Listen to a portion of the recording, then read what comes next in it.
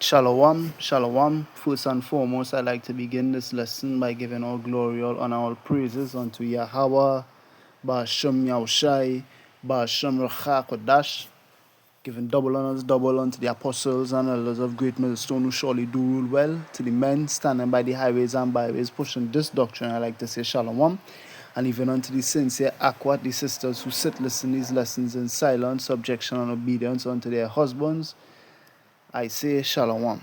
Alright, this is your brother here, Mashallah, and I come back again with another word of the day. The word of the day for February 3rd, 2026, which is today's date, Hornswoggle. What it means to hornswoggle someone is to trick or deceive them. I think we were hornswoggled by that musician, Salakia word being used in a sentence, right?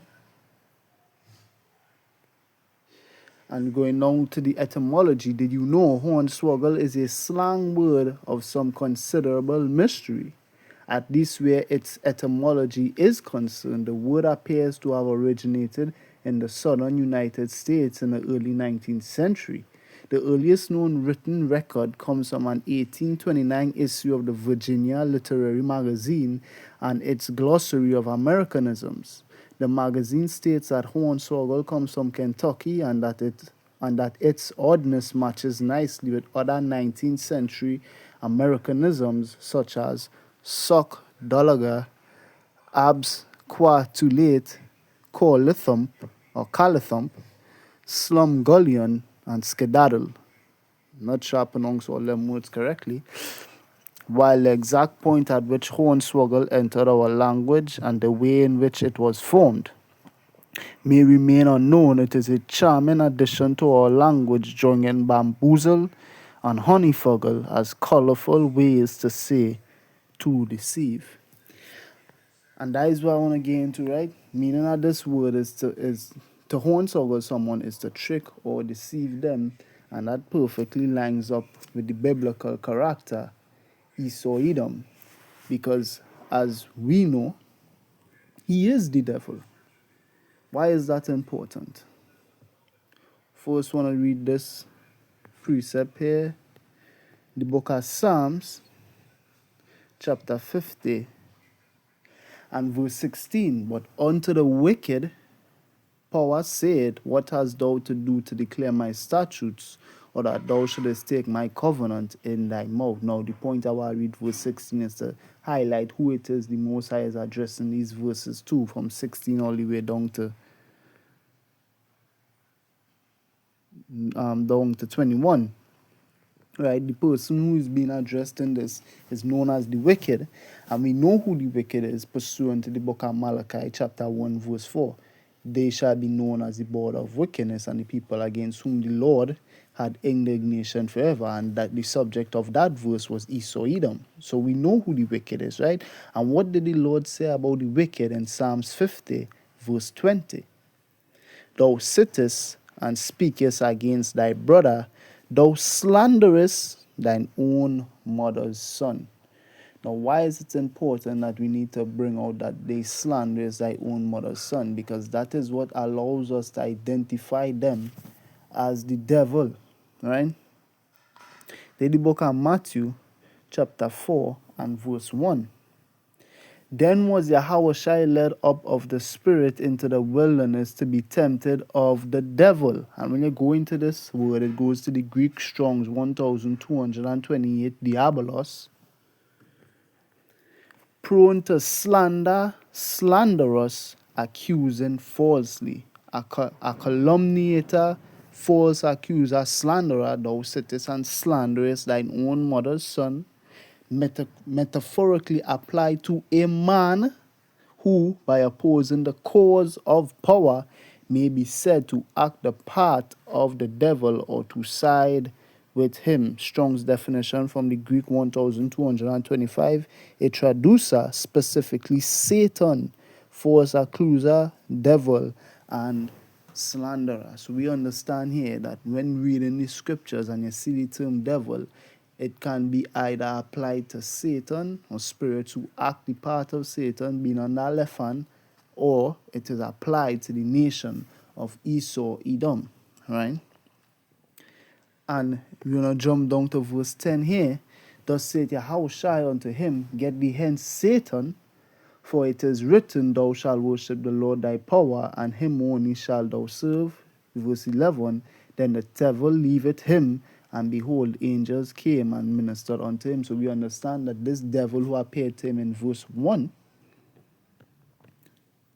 is Satan, or has been identified as Satan. That is important because when you read 2 Thessalonians 2 and verse 9, because remember, when you read the definition for the word Satan, it says what? Metaphorically applied to a man who's what? Said to be acting the part of the devil. There is 2 Thessalonians 2 verse 9, even him whose coming is after the working of Satan with all power and signs and lying wonders. So when it says is after the working of Satan, meaning he operates like Satan in the earth today. So he is the physical counterpart to the spiritual entity or spiritual demon, Satan. And what does this deceiver seek to do? He seeks to hornswoggle the entire earth. Psalms 55, verse 20, He put forth his hands against such as be at peace with him. He had broken his covenant. And this is how the devil acts. He breaks covenants. He breaks agreements that he makes because what? He is a hornswoggler. He is a deceiver, a trickster. The words of his mouth were smoother than butter, but war was in his heart. His words were softer than oil, yet were they drawn sword. So we understand this is how this devil operates. And in these last days, he is set to hornswoggle the entire earth, right? No, the entire earth besides the elect, because we understand when it goes now to Matthew, which in fact we'll get our precept later on. Revelation 12:12. Therefore rejoice ye heavens, and ye that dwell in them. Woe to the inhabitants of the earth and of the sea, for the devil is come down unto you, having great wrath, because he knoweth that he had but a short time. So in these end time prophecies that we see taking place before us, and in these end times that we currently living in, we know we getting closer to this Revelation 12:12 as we see this devil making his move. Case in point, just some happened earlier, which if today would be the 3rd, I believe that is exactly a month ago, if I have the date correct, when the hammer, the earth would have come down upon the Venezuelans, and they would have kidnapped the president and blah, blah, blah. We see that this Revelation 12:12 playing off before our eyes. There is the book of Revelation 2 and verse 10. Fear none of those things which thou shalt suffer. Behold, the devil shall cast some of you into prison, that ye may be tried, and shall have tribulation 10 days. But be thou faithful unto death, and I will give thee a crown of life. So the devil is set to make his move, and through these moves that he's going to make, he's going to hornswoggle the entire earth. The entire earth is going down, and we know it's not the entire earth, and we'll bring a precept to prove that. About the Revelation 3 and verse 10. Because thou hast kept the word of my patience, I also will keep thee from the hour of temptation, which shall come upon the world to try them that dwell upon the earth. Going into this word temptation, an experiment, attempt, trial, proven. So the devil is coming down with great wrath, and he's going to try the entire earth, right? An internal temptation to sin. He's going to cause the entire earth to go into sin with the plans that he has. Even when you go to that try, it goes into the Greek 3,985 pyradzo, to try whether a thing can be done. So this devil is going to see whether this plan he has is going to be done, right? Let me see.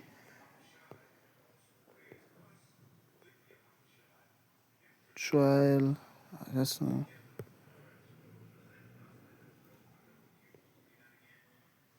Right. They there's the Strong's definition after going to the Greek 3984, the Strong's definition from the base of Greek 4008 through the idea of piercing. So a trial is gonna come upon the entire earth through the devil because he's coming along having great wrath. And what it's going to be through the idea of piercing. It's going to be a test that is a tempt experience. So the devil is set to hornswoggle the entire earth. So the conditions are set for the tribulation. So the tribulation is at hand, but how is he going to use this to trick the entire earth? When you go to Revelation 13 and read from verse 14, and deceived them that dwell on the earth by the means of those miracles which he had power to do in the sight of the beast, saying to them that dwell on the earth that they should make an image to the beast which had the wound by a sword and did live, speaking of the Roman Empire, and he had power to give life unto the beast, that unto the image of the beast, that the image of the beast should both speak and cause, and it's speaking how it's speaking through the technology, right? Everything you see before your eyes today, and cause as many as that would not worship the image of the beast should be killed, right? So again, the tribulation, and he caused all, both small and great, rich and poor, free and bond, to receive a mark in their right hand or in their foreheads, and that no man might buy or sell save he that had the mark or the name of the beast or the number of his name. Here is wisdom, let him that had understanding count the number of the beast, for it is the number of a man, and his number is 600, 66. So we understand is this. Ultimately, the entire plan through the tribulation that Esau Edom is set to plunge the world into is all to the event or all to the effect that he should hornswoggle them into committing that Revelation 13:16 act, right? So he's going to cause the tribulation and then present the solution as though he's going to fix the world. All you have to do is take this mark. In Revelation 19 and verse 20. And the beast was taken, and with him the false prophet that wrought miracles before him, with which he deceived them that had received the mark of the beast, and them that worshipped his image. These both were cast alive into a lake of fire burning with brimstone. So what he succeeded in his plan, prophetically speaking, we know he is going to succeed in deceiving the entire world, because it is written of him to do. In Revelation 13 and 4. And they worshipped the dragon which gave power unto the beast, the Roman Empire, and they worshipped the beast, saying, who is like unto the beast, who is able to make war with him? Because that's his ultimate plan. His ultimate plan is to get rid of the idea of God, or the reality that exists, that God is real, and he is going to become your God now, as 2 Thessalonians 2 says.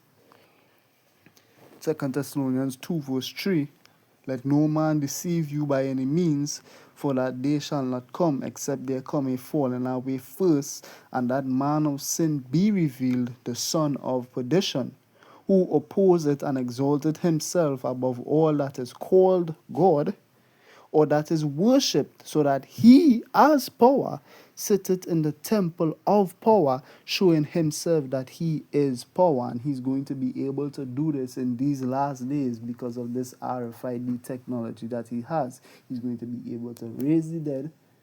He's going to be able to heal the sick. Nobody gonna have to worry about if they're poor anymore, because he's gonna give you money and he's gonna provide. He's basically going to replace God in your life, or he's going to try to, and the world is going to be deceived by this. But what he does not know that he himself is being deceived, right? The book of Job, chapter 12 and verse 16. With him is strength and wisdom, the deceived and the deceiver are his. He does not know that he himself is being deceived by the Most High. As the brothers or the elders like to put it as well, Esau Edom right now is in a trick bag. While he believes that every plan that he is making, he's doing off of his own volition and that he's doing exactly what he wants to do, he does not know that all of this is planned for his destruction. As Proverbs says, the Lord had made all things himself, yea, even the wicked for the day of destruction. So what Esau Edom is not seeing that he is being set up. Because again, the power in which he has to do all these things was not power that he got by himself, but it was given unto him, right? And it was given unto him to make war with the saints and to overcome them. And power was given him over all kindreds and tongues and nations. Even when you read Revelation 16, so 16, Revelation 6, right? Revelation 6 and 4. And there went out another horse that was red, and power was given to him that sat thereon to take peace from the earth, and that they should kill one another. And there was given unto him a great sword. So what? Who gave Esau Edom the ability to be able to do what he wants in the earth and to deceive the entire earth? It is the Most High. Daniel 8 and verse 24. And his power shall be mighty, but not by his own power. And he shall destroy wonderfully, and shall prosper and practice, and shall destroy the mighty people and the holy people. When you go to Daniel 7:25, it says this. And he shall speak great words against the Most High, and shall wear out the saints of the Most High, and think to change times and laws, and they shall be given into his hand again. Job 9:24. The earth is given into the hands of the wicked. He covered the faces of the judges thereof. If not, who and where is he? And again, we understand as pursuant to Sirach 10, verse 4 and verse 8, the power of the earth is in the hand of the Lord. So anybody who has power in the earth, it had been given to them by the Most High. Change times and laws, and they shall be given into his hand until a time and times and the dividing of times. So what? Right now as it stands, all the power that Esau has to deceive the entire world, he has it, and it was given to him by the Most High, because again, Job 12 and 16, the deceived and the deceiver are his, right? If you will be deceived, it's because the Most High gave you over to that. But it have a group of men who the Lord will not allow to be deceived. Because again, that Job, I believe, is Job 33:15. He sealed it in instructions in a dream in the vision by night. So whatever a man gonna do today, tomorrow, and any other day for the rest of eternity, it was decided by the Most High beforehand. Again, that Ephesians 1 had who he predestinated before the foundation of the earth, right? Having predestinated us, Ephesians 1:5, unto the adoption, so like it's not a right. Verse 4, according as he had chosen us in him before the foundation of the world, that we should be holy and without blame before him in love. Romans says what? He had reserved 7,000 men who will not bow the knee to the image of Baal. So we understand is that a group of men who will not be hornswoggled by Esau Edom and his sinister plots, because the Lord will not allow it. Matthew 24 and verse 22, and except those days should be shortened, there should no flesh be saved, but for the elect's sake those days shall be shortened. And jumping down to 24, right? For there shall arise false Mashiachim and false prophets, and shall show great signs and wonders, which this MOTB is going to be able to do great things. Just look up neuro, is it is neuroscience, where is where Elon Musk. I can't remember is Neuralink, right? The Neuralink, what we say Neuralink, right? When you look up that, you'll be able to see the miraculous things that this Revelation 13:16 will be able to do, right? In so much that if it were possible, they shall deceive the very elect. But it is not possible. That is why it's written so. It's written as like an strict back verse in the scriptures.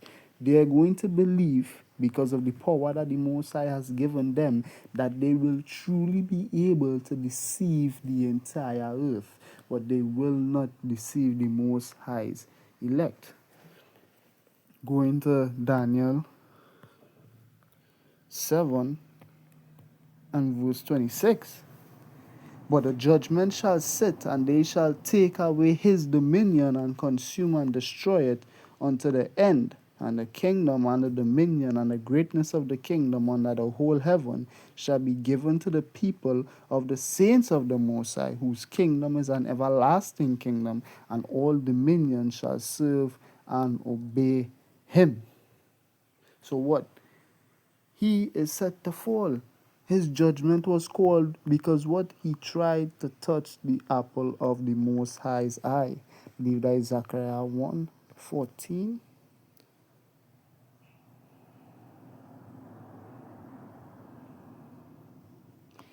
I'll read this one. Is it this one? So look, let me get a apple.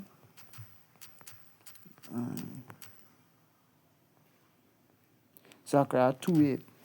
Salakia. Zechariah 2 and verse 8.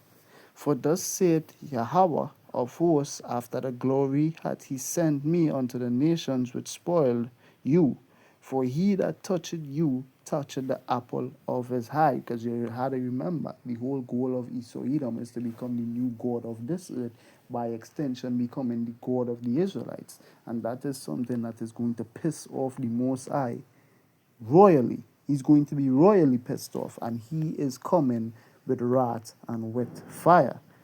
Ezekiel 28, because now we are on the sunny judgment, get called. The word of Yahweh came unto me again, saying, Son of man, say unto the prince of Tyrus, which prophetically is Esau Edom today, thus saith Yahweh power, because thine heart is lifted up, and thou hast said, I am a power, I sit in the seat of power in the midst of the seas. Yet thou art a man and not power, though thou set thine heart as a heart of power. So he has a God complex because of the ability that the Most High gave him in the earth today to rule. Right now he goes unchallenged, as we would have read in that Revelation 13:4, who is like unto the beast, who's able to make war with him. Right now Esau Edom looks unstoppable. The hammer the earth, as Jeremiah 50 puts it. Behold, thou art wiser than Daniel. There is no secret that they can hide from thee. So what he tries to I could say, he tries to have or present himself as though he has the characteristics of God. So what? His omnipotence, who is able to make war with the beasts. And what? His omniscience. There is no secret that they can hide from thee. Whether you think about the phones that right now I'm speaking to you all with on, or your laptop, or the satellites, they could see everything we're doing. Right now, this man is trying to mimic the Most High God. And under that beast system that is set to be implemented, in which when the RFID microchip is made mandated, it will be as though he is God in the earth, right? With thy wisdom and with thine understanding, thou hast gotten the riches, and hast gotten gold and silver into thy treasures. By thy great traffic, so like by thy great wisdom and by thy traffic hast thou increased thy riches, and thy heart is lifted up because of thy riches. Therefore thus saith Yahweh power, because thou hast set thine heart as a heart of power.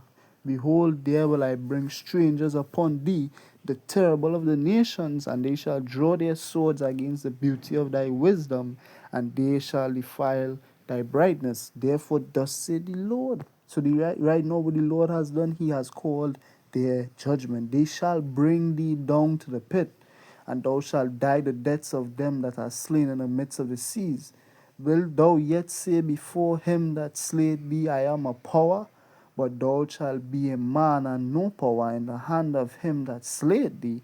Thou shalt die the deaths of the uncircumcised by the hand of strangers, for I have spoken it, saith Yahweh.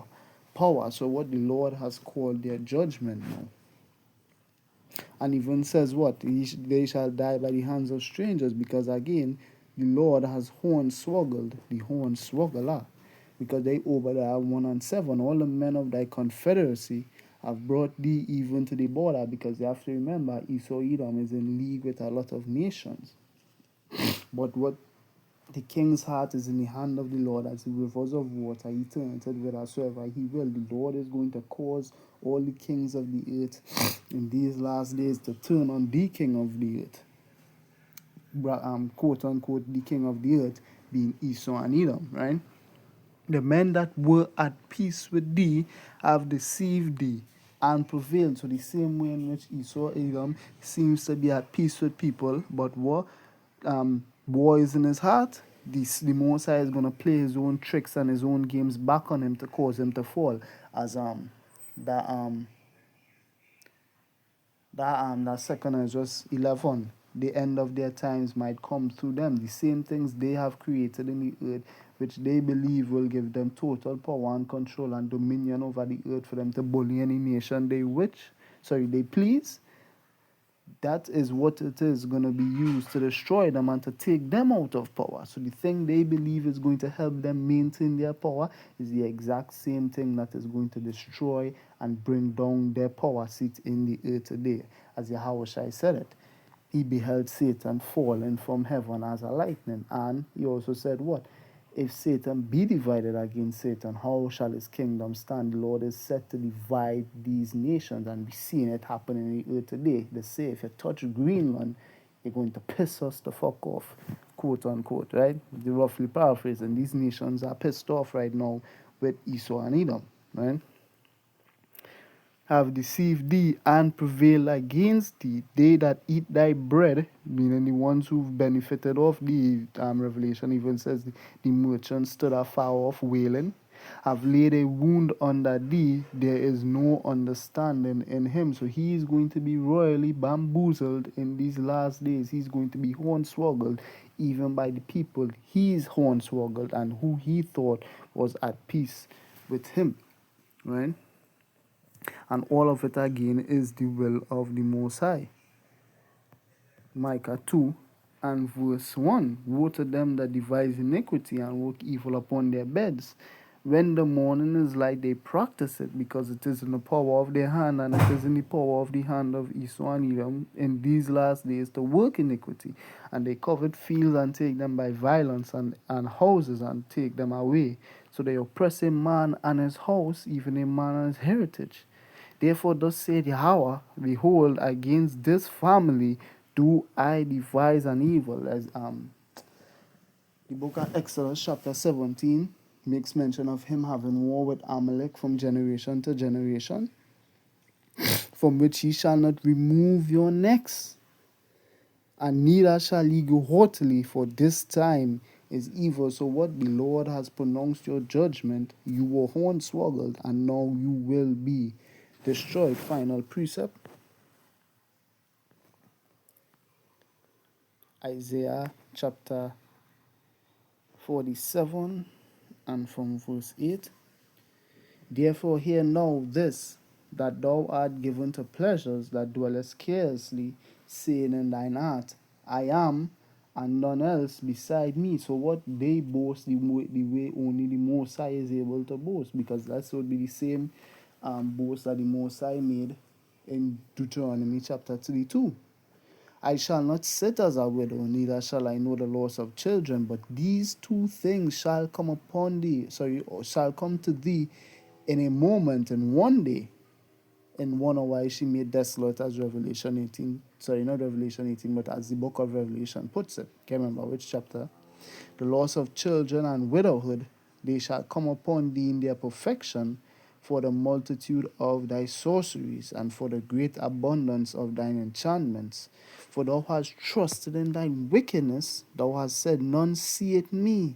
Thy wisdom and thy knowledge it had perverted thee, and thou hast said in thine heart, I am, and none else beside me. Therefore shall evil come upon thee, thou shalt not know from when it riseth. Again, there is no understanding in him. And mischief shall fall upon thee, thou shalt not be able to put it off. And desolation shall come upon thee suddenly, which thou shalt not know. Stand now with thine enchantments and with the multitude of thy sorceries, wherein thou hast labored from thy youth. If so be thou shalt be able to profit, if so be thou mayest prevail.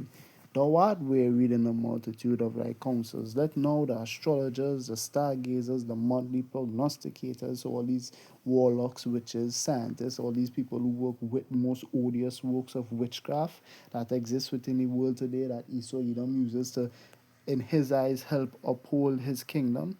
Because these people work all manner of wickedness, and they do all sorts of witchcraft. Stand up and save thee from these things that shall come upon thee. Behold, they shall be as stubble, the fire shall burn them. They shall not deliver themselves from the power of the flame. There shall not be a coal to warm at, nor fire to sit before it. So what Esau Edom is set to be taken out of the way, as 2 Thessalonians 2 puts it. He who letteth will let until he be taken out of the way. So what the Most High, Yahweh, has Hornswoggle, the Hornswoggler, Esau, Edom. So Lord willing, this lesson was edifying and that you were edified. And closing, I like to say, Kal Halalim La Yahweh, Ba'ashem Yahushai, Ba'ashem Ruach Kodash. I like to give double honors, double unto the apostles and elders of Great Millstone who surely do rule well. To the men standing by the highways and byways pushing this doctrine, I like to say Shalom. And even unto the sincere Aquat, the sisters who sit listen these lessons in silence, subjection, and obedience unto their husbands, I like to say Shalom. This was your brother Maya Sha'ala, and until next time I say Shalom.